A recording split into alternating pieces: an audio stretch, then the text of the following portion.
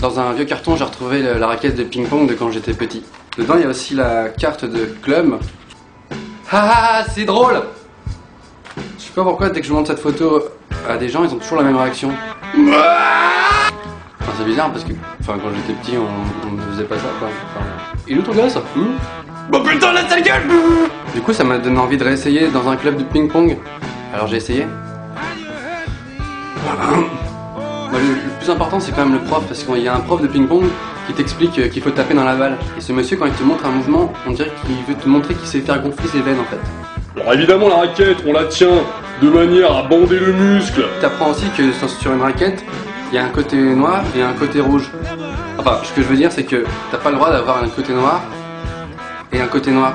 Alors je demande pourquoi et le monsieur explique qu'on peut faire des stratégies. Là, je me suis rendu compte que les joueurs de ping-pong, c'est toujours un peu les mêmes. Bon, bien sûr, il y a un chinois.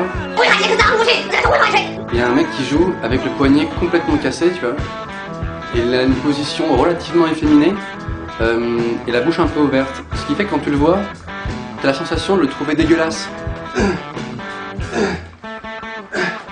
Avec la bouche ouverte comme un autiste.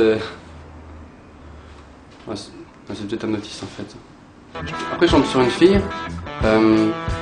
C'est mi-fille, mi-iti. Elle joue de manière très stoïque contre la table avec juste la main qui bouge et le corps totalement fixe. Elle gagne toujours ses matchs parce que elle est tellement bizarre. Alors évidemment, j'ai perdu contre une fille.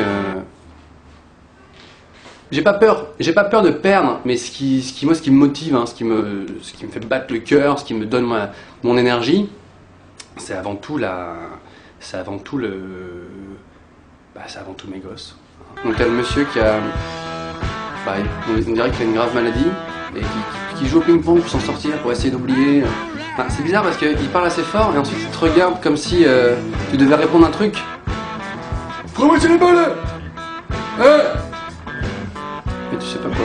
Il y a aussi le mec qui suit les cours de manière très assidue, de A à Z, et qui refuse qu'on fasse une balle, genre pas dans le match. On peut jouer s'il te plaît? On m'a pas dit qu'on devait jouer. On peut jouer? Ce genre de mec en général, il t'éclate et après il t'explique pourquoi t'as perdu.